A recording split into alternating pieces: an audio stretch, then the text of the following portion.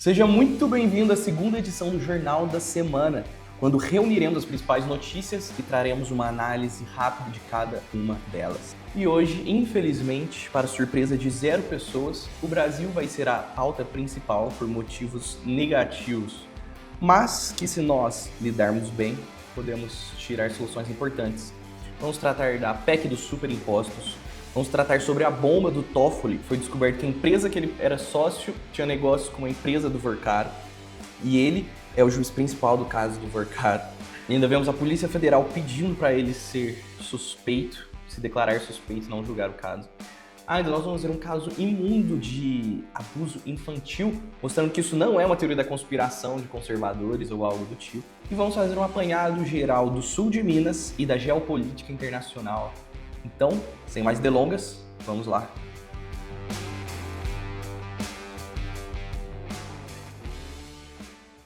Vamos começar falando sobre o projeto de lei que cria impostos para engarrafamento de carros, porque cronologicamente é uma das primeiras coisas que aconteceram. Veja, eu comecei esse canal e essa iniciativa política porque eu entrei na vida adulta e vi o tanto que o Brasil funciona de uma maneira completamente errada. O meu TCC na faculdade de Direito foi demonstrando, à luz da filosofia de São Tomás de Aquino, da justiça distributiva, como os impostos de consumo no Brasil são injustos. Você vê os países civilizados, eles não cobram muitos impostos de consumo, ou seja, não tributam o fato de uma fábrica levar um produto para o mercado e você comprar no mercado. É uma porcentagem ínfima ali e eles arrecadam imposto para o Estado funcionar com a renda. Mas no Brasil não, no Brasil taxa tudo. E a situação está piorando. Por isso que no início do jornal eu disse que hoje vai ser um dia triste para o Brasil. Veja, o Kim Kataguiri, ele trouxe no seu Instagram, nas suas redes sociais, notícias sobre o caso. Porque ele é o único que luta contra isso, é impressionante. Os outros realmente só querem lacrar, só querem ficar em coisas ideológicas, mas as coisas concretas ali, quase nada tem sido feito no Brasil. E o grande problema desse projeto de lei, que é o projeto de lei 3.278 de 2021, é que foi aprovada a urgência na votação dele. Então ele vai passar na frente dos outros, vai ser votado agora e as pessoas estão se mostrando a favor, né, os deputados federais. E o que isso diz? Esse projeto de lei permite aos municípios criar várias taxas para caso haja engarrafamento, para taxas de horários, para estacionamentos. Então, simplesmente foi descoberto que você estava na rua, em um determinado local, em que teve um pico de engarrafamento, você vai ser taxado por isso. Como se no Brasil a gente já não fosse taxado em tudo. E é revoltante como isso foi aprovado com urgência e está continuando, né? Está transitando ali.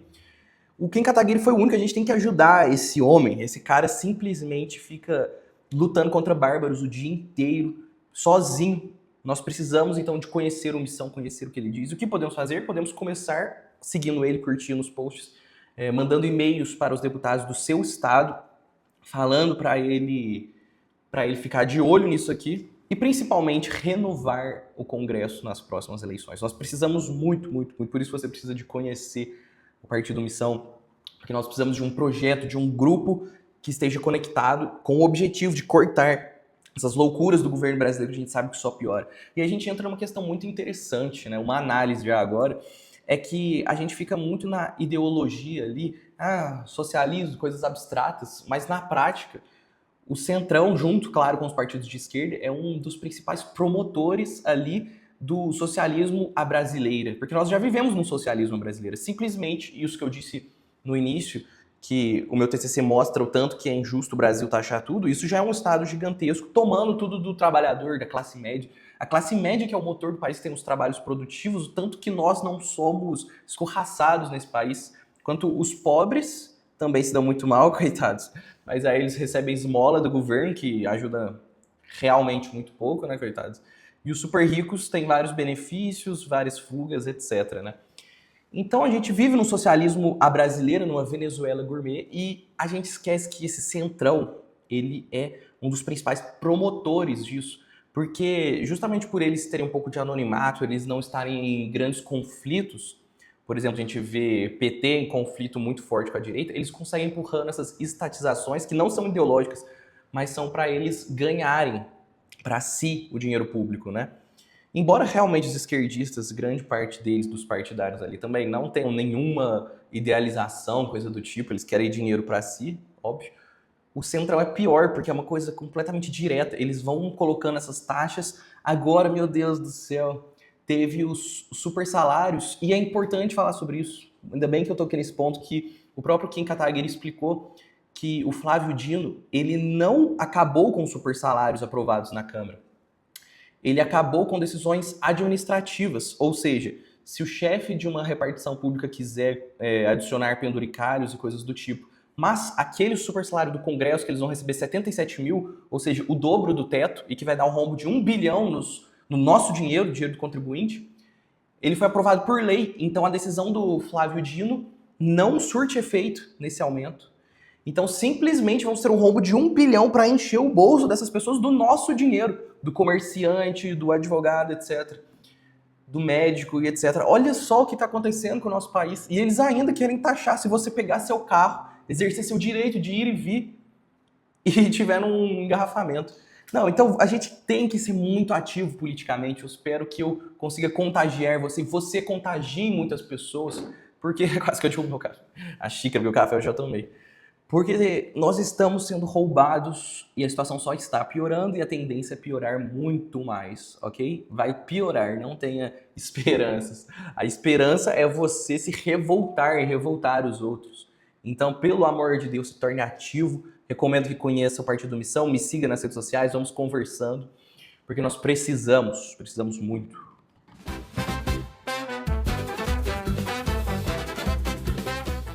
E agora, sinceramente, vamos entrar no Toffoli, mas vou falar o quê?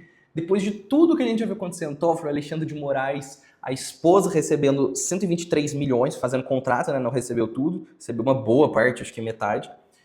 E o caso indo pro STF, que o marido é juiz. E o Toffoli simplesmente viajando de jatinho com o advogado da outra parte. E agora ele foi descoberto, né? A Polícia Federal conseguiu hackear o celular do Daniel Vorcaro, é um iPhone, então não pense que é invulnerável, você tá seguro. Conseguiram hackear e pediram para que o Toffoli se declare suspeito, não julgue a ação, porque descobriram que eles têm mensagens e que o Toffoli era sócio de uma empresa ligada ao Daniel Vorcaro, eles faziam negócios. Então, assim, tem como ser mais óbvio? E agora, dando a notícia, né? O Toffoli negou a suspeição, ele disse que ele pode e vai julgar o caso.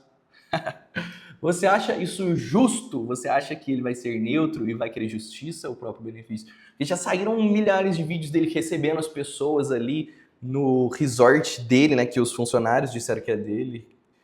E recebendo ali dono de banco, tarará, tarará. Ele foi gravado lá, né? Você acha que isso vai ser um julgamento justo? Esse homem que era advogado do PT e que não passou no concurso da magistratura, ele entrou lá por indicação política do PT. O que a gente vai analisar disso, né? A gente simplesmente tem que ficar de olho nas redes sociais, por exemplo, o MBL. Eu comecei a apoiar o MBL por causa disso, porque eles são um grupo organizado que fizeram manifestações para dar um impeachment da Dilma, e graças a Deus conseguiram. Lutaram para que o Lula não fosse solto. Bolsonaro e família lutaram para que o Lula fosse solto. Se tiver que votar para absolver o Lula no processo, que vote. Ou tudo, quando se acusa uma pessoa, tudo do que ela é acusada é para ser verdadeira? Por mim, se eu fosse pensar politicamente, é muito melhor o Lula solto. O Lula solto vai reviver aquele sentimento antipetista que uniu todo mundo nas ruas para tirar Dilma Rousseff. Ou ao menos se omitiram, sendo que podiam não se omitir. E o ministro indicado pelo Bolsonaro votou para soltar o Lula, né? Então não vamos negar que isso tem uma influência, né? Ele estar omisso e até achar bom que o Lula fosse solto. E agora o MBL está lutando pelo impeachment do Toffoli. Teve uma baita manifestação na frente do Banco Master pedindo o impeachment do Toffoli, pedindo a delação do Daniel Vorcaro e penas rígidas contra ele. Vamos participar das manifestações, vamos participar da renovação política de médio e longo prazo do nosso país. Curto, médio e longo prazo. É triste, é muito triste. Mas a gente tem que fazer algo. A gente vai continuar vivendo, não vai continuar vivendo nesse país? Então vamos fazer algo. Essas são as saídas que eu vejo. Agora a gente tem que participar de manifestações, porque a Polícia Federal, graças a Deus, está indo para cima Temos que, então, ajudar eles a fazerem um bom trabalho. E é basicamente isso. Esse é um caso tão absurdo na sua essência que nem tem muito o que falar ou analisar, né? Nós temos, então, basicamente que agir agora. Piloto preso pagou aluguel em troca de imagens de abuso, diz polícia. Esse é um caso que a gente até pode expor o que a gente desejaria para essas pessoas, porque é de consenso geral que é o crime mais desgraçado e imundo possível, especialmente se você tem filhos, como é o meu caso. É uma coisa assim, por si só a gente já vê quão maldito é, mas tem algumas coisas interessantes a serem analisadas. A primeira delas é a pobreza, né? Você vê, essa família infelizmente não conseguia nem pagar o aluguel e, claro que óbvio que não justifica, mas no desespero, uma familiar maldita, convenhamos, pessoa horrível, ela vendeu mais de abuso. Eu não sei se nesse caso parece que a notícia não fala exatamente sobre. Então a gente vê o quanto que a economia ela importa para a moral, né? Tanto que ela dá um auxílio ali para as pessoas não serem tão imorais, porque a prostituição muitas vezes é levada pelo desespero econômico, pela falta de recursos, vários outros problemas. Claro que nunca que eles justificam, mas é provável que essa família, se ela tivesse condições boas de vida, não cometesse esses abusos horríveis, talvez. Óbvio, existe essa coisa clara, por exemplo, o Jeffrey Epstein. Já eram pessoas ricas, faziam essas coisas malditas, mas nem todos são como o Jeffrey Epstein, né? Eu não estou dizendo que a riqueza vai acabar com esses problemas, mas eu percebo que um país com mais condições financeiras, ele auxilia uma melhora cultural. Você pode investir em cultura, investir, por exemplo, em iniciativas como nós temos nos Estados Unidos, que eles têm bem mais dinheiro. Eu vejo como as iniciativas católicas recebem investimento e fazem um trabalho impressionante.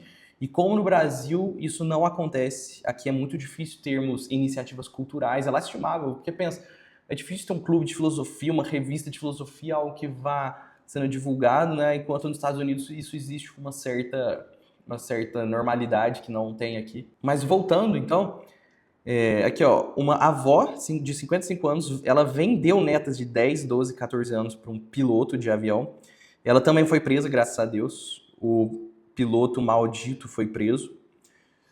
Ele vendia pornografia infantil, tinha pornografia infantil. E é claro que o importante disso tudo é notar que nós temos muito que proteger os nossos filhos, que isso não é uma teoria da conspiração. É engraçado que diziam que o Pizzagate nos Estados Unidos era uma teoria da conspiração, que as pessoas na internet diziam que os grandes ricos abusavam de crianças e faziam coisas do tipo. Foi descoberto tudo com documentos no caso do Jeffrey Epstein, né? Então nós temos que lutar também pela moral, pelo catolicismo, pelo direito natural, porque é óbvio que uma família nuclear forte não vai acontecer esse tipo de degeneração, né? Óbvio que se essa família tivesse uma moral, eles não fariam esse tipo de coisa. O que eu posso dizer sobre isso também é que nós devemos lutar por escolas de qualidade. E no Brasil, nós temos que criar escolas do zero. Porque nós não vamos mudar o setor público. As escolas particulares vão pegar seus materiais didáticos. Então existem belas iniciativas de criação de escolas católicas, escolas que coloquem a moral ali e a doutrina no centro. Então você procure uma para colocar o seu filho. Isso vai mudar a vida inteira do seu filho e de muitas outras pessoas que ele vai influenciar. Nós também temos que lembrar de proteger os nossos filhos. Infelizmente acabou completamente a era de você poder deixar seu filho sozinho brincando num lugar. Você tem que ficar sempre de olho. E é basicamente isso. Precisamos de famílias fortes e de criar novas instituições, porque as instituições conhecidas que estão atuantes já estão corrompidas, né? Agora vamos para a geopolítica. Tem tanta coisa que eu queria falar, mas eu vejo que vamos precisar de mini documentários para alguns temas mais importantes. Basicamente o que eu achei interessante é uma notícia aqui, que o Kremlin bloqueou o WhatsApp na Rússia porque eles estavam resistindo em cumprir a lei. O que eu posso dizer é que as redes sociais hoje, elas são um mecanismo essencial de vivência política, de resistência ao autoritarismo, às ditaduras. A Rússia é uma ditadura. Nós estamos vendo a podridão das oligarquias do Ocidente e muitas pessoas, muitas não, mas algumas pessoas acabam caindo em algumas besteiras de algumas teorias russetes, eurasianas, de que a Rússia é o último bastião, de que a Rússia é um império tradicional bom. Mas isso mostra que a Rússia é uma ditadura. A Rússia é um dos países que tem a maior taxa de aborto do mundo, é legalizado lá. Prostituição é muito grande. Alcoolismo, muito grande. Então, na Rússia, você não tem liberdade para se comunicar, para falar sobre política, para tentar acabar com as oligarquias da Rússia, que é uma oligarquia dominante, né? Isso que é interessante. No Brasil é horrível, mas pelo menos tem várias facções brigando com a outra. Você tem liberdade para defender um grupo bom, para tentar fazer algo e ir fazendo aos poucos, até no setor público, mesmo que aos poucos, com dificuldade. Lá não, é uma oligarquia absolutista. Eles dominam tudo. Um grupo domina tudo lá. Sul de Minas. No sul de Minas nós só temos notícias deprimentes, para ser sincero. Ao menos no G1 Sul de Minas, eu estou olhando aqui. É um homem que tentou invadir invadiu um aeroporto e entrou num helicóptero. Homem preso por sextorção, fez 20 vítimas em 3 meses, preso em Poços de Caldas. É coisa de carnaval que eu vou falar em breve. É aqui, ó, sabotagem cabos de freio de veículo oficial em Cássia. Eu tava olhando isso aqui, homem troca tiros com a PM e escapa após perseguição, depois foi morto em Guapé. A falta de iniciativas culturais, a falta de coisas interessantes a serem feitas aqui no sul de Minas. Na minha cidade, graças a Deus, nós temos o Instituto Cultural Santa Zélia e São Luís Martã, que promove aulas de filosofia, encontros de oração, promove várias coisas do tipo, mas é uma iniciativa ainda pequena, está crescendo, e não tem muita adesão do público. As pessoas simplesmente não se importam muito com isso. As pessoas vivem umas vidas, como posso dizer, não muito elevadas. Nós temos que mudar isso. Eu mesmo criei a iniciativa do Filólogos para fazer documentários de filosofia, religião e ciência, mas a falta de apoio financeiro faz com que eu tenha que parar ele e uma vez a cada 2 anos lançar algo de qualidade. Então é difícil a vida no Brasil. Como eu disse no início do vídeo, nós temos que se revoltar, nós temos que ter um ativismo forte, nós temos que estar mais acordados para isso tudo e acordar os outros, né? Levar isso para os outros, apoiar essas iniciativas. E isso aqui já é algo do tipo, né? Comentar sobre o Brasil e a vida. Então eu espero que você compartilhe isso para os outros, que você leve essa mensagem de revolta política, leve a mensagem de construção cultural do nosso país, de ter iniciativas mais interessantes, se reúna com seus amigos e tenha conversas mais elevadas, compre livros, faça grupos de estudos, isso aos poucos vai mudando o nosso país. Esse foi o Jornal Semanal, o Jornal da Semana, agora no início de fevereiro ainda, no meio praticamente de fevereiro. Eu espero que você tenha gostado, curta, compartilhe, se inscreva no canal e até a próxima semana. Fique com Deus e até mais.